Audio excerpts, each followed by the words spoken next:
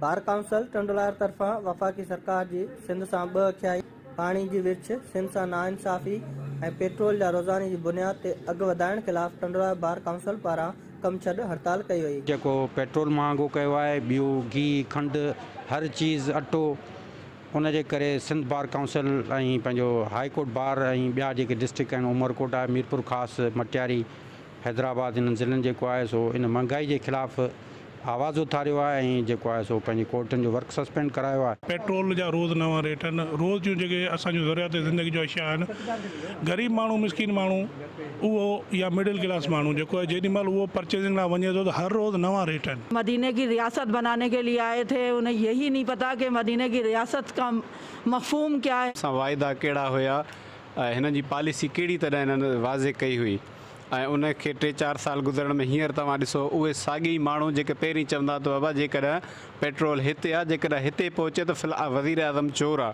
अॼु उहे ई साॻिया माण्हू पेट्रोल जी क़ीमत दुनिया जी सभिनी खां बदतरीन क़ीमत पाकिस्तान में अॼु थी आहे। जब मुलाजमत पेशा लोग हैं, वकील लोग हैं, इस किस्म का जो मिडिल क्लास तबका है वो भी इससे मुतासिर हुआ है।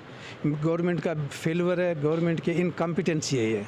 गवर्नमेंट को चाहिए कि चेक एंड बैलेंस करे, कोई तो इसके ऊपर होगा ना सर इंतज़ाम संभालने वाला। सियासी समाजी ऐं अपोजिशन खे घुर्जे त महांगाई जे तूफ़ान खे रोकण लाइ पंहिंजो क़दम अॻिते वधाए एहतजाजी मुज़ाहिरा कनि त जीअं महांगाई ते ज़ाब्तो अची सघे।